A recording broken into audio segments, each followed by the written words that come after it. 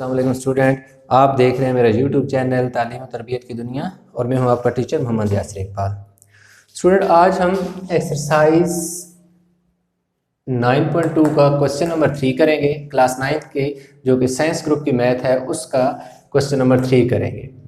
अब question number 3 में जो वो एक स्टेटमेंट की फॉर्म में दिया हुआ है, हम पहले उसकी जो स्टेटमेंट है जो उसने क्वेश्चन दिया हुआ है हम उसको समझने की कोशिश करते हैं कि पहले ये देखते हैं कि उसने हमें दिया क्या और हमसे पूछ क्या रहा है। अब वो ये कहता है कि show whether or not the points with coordinates 1 3 4 2 and -2 6 are vertices of a right triangle. अब बात वो ये कह रहा है कि अब कह रहा है मैं आपको 3 पॉइंट दे रहा हूँ, एक ये वाला और एक ये वाला। आप ये बताएं कि क्या ये वर्टिसेस ऑफ राइट ट्रायंगल के वर्टिसेस हैं या नहीं है। अच्छा, राइट ट्रायंगल क्या होती है? राइट ट्रायंगल इस तरह आपके पास एक राइट ट्रायंगल होगी। अगर ये राइट ट्रायंगल बनाएंगे, सपोज ABC में कह देता हूं, ये उसका एंगल जो है 90 का होगा, ये उसकी बेस होगी, ये उसका परपेंडिकुलर होगा, ये उसका हाइपोटेन्यूज। अगर तो ये वर्टिसेस हुए ना राइट एंगल ट्रायंगल के, तो फिर तो इनको एक कंडीशन सेटिस्फाई करनी चाहिए। कंडीशन क्या इन्हें सेटिस्फाई करनी चाहिए? कंडीशन इन्हें ये सेटिस्फाई करनी चाहिए कि जो हाइपोटेन्यूज का स्क्वायर होगा वो इक्वल होना चाहिए परपेंडिकुलर स्क्वायर प्लस बेस के स्क्वायर के, यानी कि परपेंडिकुलर हाइपोटेन्यूज का स्क्वायर ले लो जो भी उसका आंसर आ जाता है, इसी तरह परपेंडिकुलर का भी स्क्वायर ले लो प्लस बेस का भी स्क्वायर, इन दोनों के स्क्वायर लेने के बाद ऐड करो, वही आंसर आए जो हाइपोटेन्यूज का आंसर आता है। तो इसका मतलब ये होगा कि आपके पास जो गिवन वर्टिसेस हैं वो मिलकर एक राइट ट्रायंगल बना रहे हैं, अदरवाइज नॉट। तो चले हम पहले क्या करते हैं, इनको नाम दे देते हैं कि फर्ज करें ये हमारे पास A है, ये हमारे पास B है एंड देन ये हमारे पास C है। ठीक है, तो इन्हें लेट कर लेते हैं कि लेट इधर लिख भी देता हूँ। A हमारे पास 1 और 3 है, B हमारे पास 4 और 2 है और C हमारे पास -2 और 6 है। पहले हम AB मालूम करेंगे। A और B को मैं दोबारा यहाँ लिख लेता हूँ ताकि मुझे पता चले कि मैं कर क्या रहा हूँ। फार्मूला लिख रहा हूँ डिस्टेंस का, x2 - x1 का whole square plus y2 - y1 का होल स्क्वायर। ये डिस्टेंस का फार्मूला यहाँ मैंने लगा दिया। अब ये हमारे पास x1 y1 x2 y2। ये जब भी आप दो पॉइंट के दरमियान डिस्टेंस मालूम करना चाह रहे हो तो आप वही पॉइंट सिर्फ 2 लिखे, 3 लिखे होते हैं, मैंने दोबारा 2 सिर्फ लिखे और उनके ऊपर मैंने x1 y1 x2 y2 लिख दिया। इसका ये एडवांटेज होगा कि एक तो आप जल्दी क्वेश्चन कर लेंगे, आपको क्वेश्चन में x और y1 की जगह x1 पुट करेंगे, y1 की जगह y1 और x2 की जगह x2 और y2 की जगह y2 पुट करने में आसानी होगी। x2 है, x2 मेरे पास 4 है, मैंने 4 पुट कर दिया। x1 मेरे पास क्या है 1 है, मैंने 1 की वैल्यू पुट कर दी। y2 मेरे पास क्या है 2 है, y1 क्या है 3 है। देखो मेरे पास वैल्यू और क्या है ये AB का डिस्टेंस मैं मालूम कर रहा हूँ। AB इज इक्वल टू 4 में से 1 गया 3 का स्क्वायर, 3 में से 2 गया 1, तो 3 इज ग्रेटर देन 2, तो साथ साइन माइनस का इसलिए लगाया मैंने, 3 बड़ा है इसलिए 1 के साथ साइन माइनस का लगा और ऊपर स्क्वायर। 3 का स्क्वायर 9, 1 का स्क्वायर 1, तो मेरे पास क्या आ गया जी √10 आ गया मेरे पास।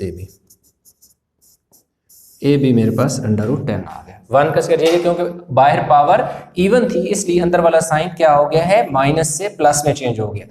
अब मैं क्या फाइंड करूंगा BC, तो सबसे पहले मैं यहाँ B लिखूंगा, वेयर इज B, 4 और 2 है और C मेरे पास क्या है -2 और 6 है।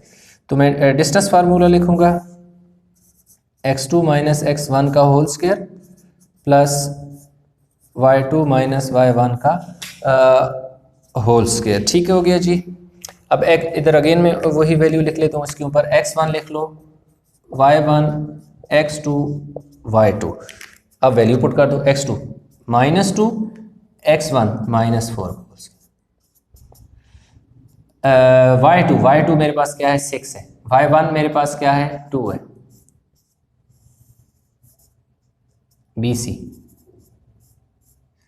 अब BC मेरे पास क्या आ गया जी, BC मेरे पास आ गया -4 और -2, BC मेरे पास आ गया -6 का होल स्क्वायर प्लस 6 में से 2 गए 4 का होल स्क्वायर, 6 का स्क्वायर 36, ऊपर पावर 4 का स्क्वायर क्या हो गया जी 16।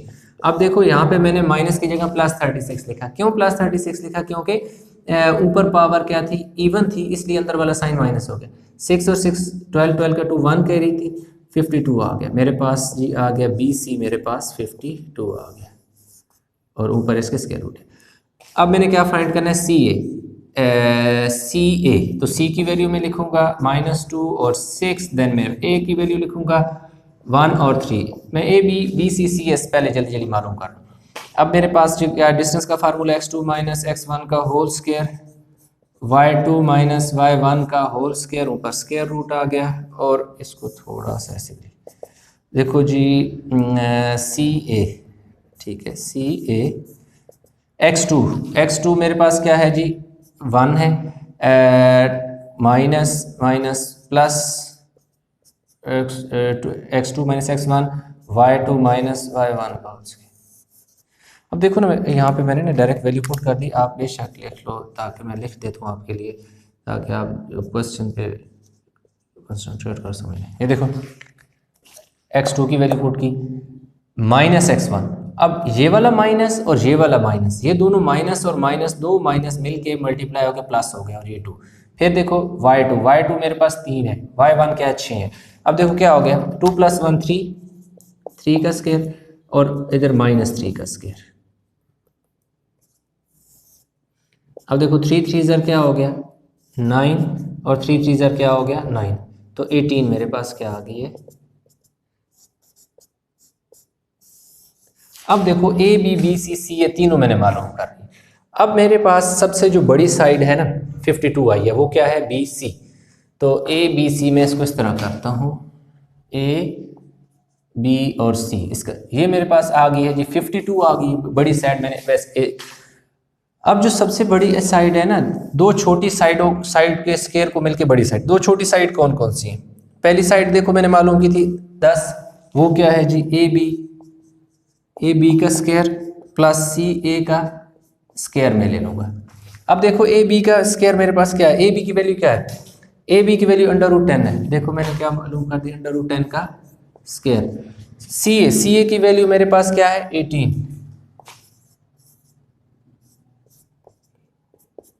कट गया 10 18, ये कितना हो गया जी 28, कितना आ गया 28 मेरे पास आ गया। अब ये 20 जो आया है इज नॉट इक्वल टू किसके AB किसकी वैल्यू के BC के, is not equal to BC के स्क्वायर के, is not equal to BC के स्क्वायर के, क्योंकि मैं BC का जब स्क्वायर लूंगा तो वो 52 आ जाएगा।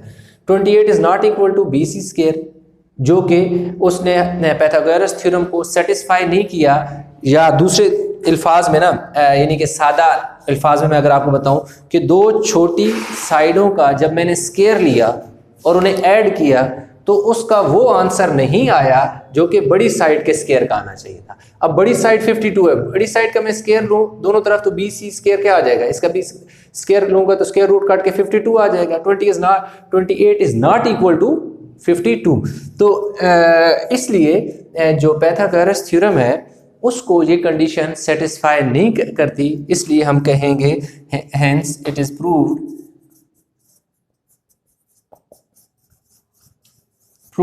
दैट अब दी पॉइंट, अब यहाँ पे आगे बेशक ये यहाँ पे आगे ये सारी स्टेटमेंट यहाँ से लिखें, the points with vertices this are not, इधर नॉट लिख दो, are not vertices of a right triangle. बाकी ये नहीं कि ये सारी आपकी स्टेटमेंट बनेगी। हेंस इट इज प्रूव्ड, बस इतना लिख दो, hence it is proved that the point यहाँ से लेकर यहाँ तक सेम आपकी स्टेटमेंट बन जाएगी, यहाँ नॉट लिख दो बस खत्म। या does not obey the law as it is not obey the law of Pythagoras theorem, तो इसलिए ये नहीं हो सकती, राइट ट्रायंगल नहीं हो सकती। ठीक है, तो आई होप कि ये क्वेश्चन आपको समझ आ गया होगा। अभी मैं साइड पे हो गया हूँ, आप इसकी जो है इसका स्क्रीनशॉट ले लें और उसके बाद इसको उतार लीजिएगा। अब क्योंकि मैं इसी क्वेश्चन के साथ आपको एक और क्वेश्चन कराने लगा हूँ। अब क्या कराने लगा हूँ, ये चीज़ आपने ज़हन में रखनी, क्योंकि वो क्वेश्चन ये दोनों क्वेश्चन बहुत ही सिमिलर हैं। कैसे सिमिलर है मैं आपको बता देता हूँ कि मुझे यहाँ तक सेम काम करना पड़ेगा, बिल्कुल यहाँ तक मैं सेम अगले क्वेश्चन में भी काम करने लगूँ, सिर्फ कंडीशन चेंज हो जाएगी। वो कोलिनियर की बात करते हैं। चलें जी हम चलते हैं। क्वेश्चन अभी मैं नहीं लिखूंगा, जस्ट मैं उसकी वैल्यू लिख लूँगा और बुक पे आप क्वेश्चन मैं आपको पेज बता दूंगा। बुक आपके पास होगी तो आप देख लोगे कि क्वेश्चन हमारा क्या है। अच्छा जी, क्वेश्चन वेयर इज बुक। अच्छा क्वेश्चन नंबर है जी 4, कहता है use the distance formula to prove whether or not the point this lie on a straight line की बात करता है। अच्छा जी, पहला पॉइंट वो ये दे देता है, क्वेश्चन नंबर मेरे पास है जी 4। पहला पॉइंट वो देता है, मैंने लेट कर लूँगा, लेट ए जो है मेरे पास 1 1, बी जो है वो मेरे पास -2 -8, ये -2 -8, एंड सी जो है वो है मेरे पास जी 4 और 10, और कह रहा है लाई ऑन अ स्ट्रेट लाइन। अब क्या है, लाई ऑन अ स्ट्रेट लाइन, इनको कोलिनियर भी कहते हैं।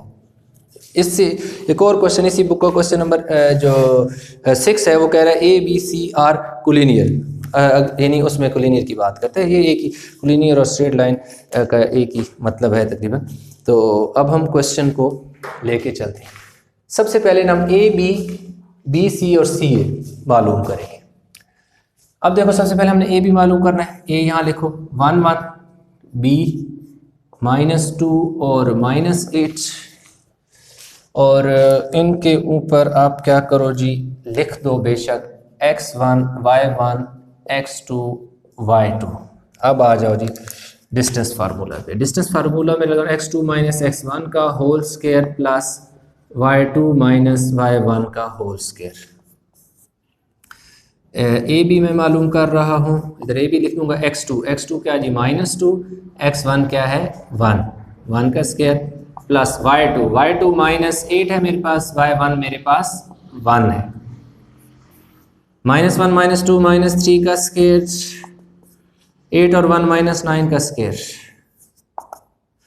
3 3 ज़र 9 और 9 9 ज़र 80, 190। ए बी मेरे पास आ गया है जी 90। अब मैं मालूम करूंगा जी बी सी, तो मैं यहाँ पहले बी लिखूंगा -2 और -8, और देन मैं लिखूंगा जी सी। वेयर इज सी 4 और 10 है, ठीक है। इनके ऊपर बेशक आप x1 y1 x2 y2।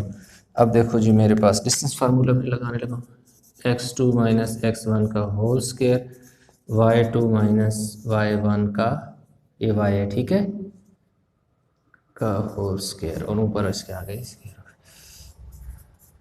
B C x2 4, x1 -2 है, तो ये वाला माइनस और ये वाला माइनस क्या हो गया, प्लस हो गया।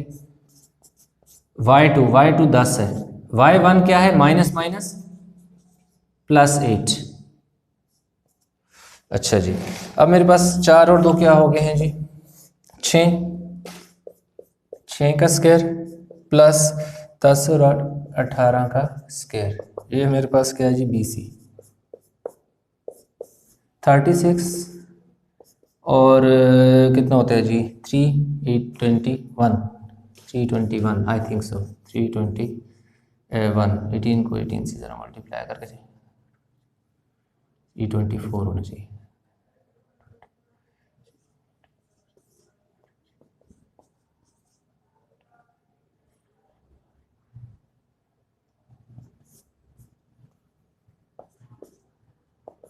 थ्री 324 होता है, ठीक है। मैंने वैसे कंफर्म कर लिया, अच्छा चीज़ को कंफर्म कर लिया।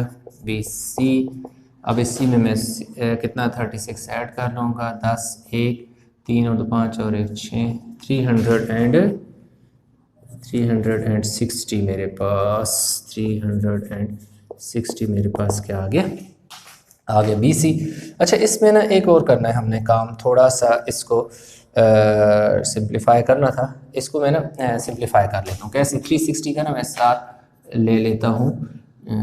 2 1 ज़ार 2 8 ज़ार 0, 2 9 ज़ार 0, 2 45 ज़ार, और फिर 3 15 ज़ार, और 3 5 और 5 1। तो अब मेरे पास जो बी सी आ गया है वो 3 दफ़ा 2 है मेरे पास, 2 दफ़ा मेरे पास 3 है, और 1 दफ़ा मेरे पास 5 है। इसका ये एक पेयर बन गया, ये पेयर बन गया। पेयर वालों को अलहदा स्क्वायर रूट में लिख दो, और जो बच गए ना अलहदा, उनको अलहदा में एक में लिख दो। ये वाला 2 बचा है और ये वाला 5 बचा है। ये देखो, पेयर 2 का स्क्वायर अलहदा स्क्वायर रूट में लिख दिया, ये वाले 3 का स्क्वायर अलहदा लिख दिया। इसमें एक ये 2 बच गया था और ये 5 बच गया था, इन दोनों को मैंने यहाँ लिख दिया। ये कट गया, ये कट गया। 2 मल्टीप्लाई बाई 3 6 अंडर रूट 2 5 ज़ार 10 आ गया। ये मेरे पास आ गया जी बी सी। अच्छा, अब मेरे पास क्या है जी, सी ए मैंने मालूम करना है। तो सी ए की वैल्यू, सी की वैल्यू लिखूंगा। सी, वेयर इज सी? 4 और 10, और ए की वैल्यू जी 1 और 1 आ गया। Distance formula x2 minus x1 का whole square plus y2 minus y1 का होल स्क्वायर। ये मेरे पास आ गया जी सी ए। x2 1 है, x 1 का स्क्वायर। इस दफ़ा मैंने वैल्यू जो है वो नहीं लिखी, इनके ऊपर x1 और y1 नहीं लिखी। आपको इतने क्वेश्चन आपको करा चुका हूँ, तो इतना तो आपको आइडिया हो ही गया होगा कि x1 कौन सा है और y1 कौन सा है, x2 कौन सा है और y2 कौन सा है। ठीक हो गया। 4 में से 1 गया 3, 10 में से 1 गया 9, 3 3 ज़र। अब ये जो रफ वर्क है ये मैं मिटा दूँ ना।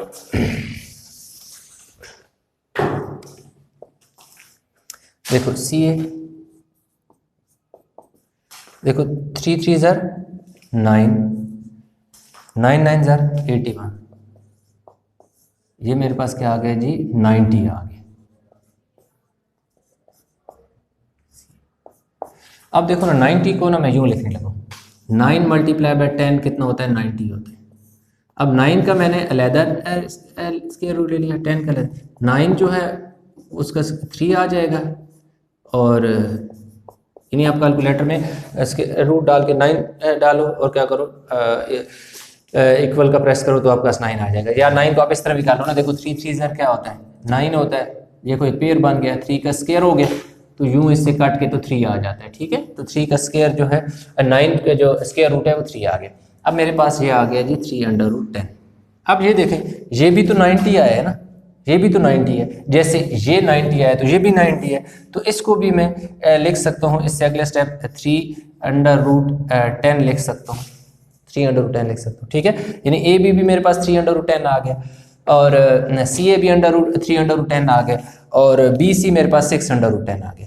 अब जो पिछला क्वेश्चन जो है, इसी लेक्चर का पहला क्वेश्चन, उसमें हमने क्या किया था कि जो 2 छोटी साइड थी उनको ऐड स्क्वायर लिया था और ऐड किया था, तो वही आंसर आया था जो तीसरी साइड के, बड़ी साइड के स्क्वायर के इक्वल आया था। इसमें सिर्फ ये फ़र्क होता है कि इनके स्क्वायर नहीं लेते। 2 जो छोटी साइड है ना, उनको जमा करो तो बड़ी साइड बननी चाहिए। अब देखो, एक साइड छोटी आपके पास 3 अंडर रूट 10 है, एक साइड दूसरी आपके पास 3 अंडर रूट 10 है, जो एक 6 अंडर रूट 10 है। ये आपके पास बड़ी साइड है। जो बड़ी साइड है वो बी सी है। इसका मतलब है कि मैं, अगर मुझे बड़ी साइड मेरी बी सी है ना, तो इसका मतलब है कि ए बी को और सी ए को मैं ऐड करूं तो ये बनना चाहिए। तो देखो बन जाएगा A B plus C A B plus C A. अब देखो ए बी की वैल्यू क्या है, 3 अंडर रूट 10 है, 3 अंडर रूट 10। सी ए की भी वैल्यू 3 अंडर रूट 10। 3 जमा 3 कितने हो गए, 6 अंडर रूट 10, जो कि इक्वल आ गया है बी सी के, यानी कि तीसरी साइड के इक्वल आ गया। तो क्या हो गया, इस तरह इट इज प्रूव दैट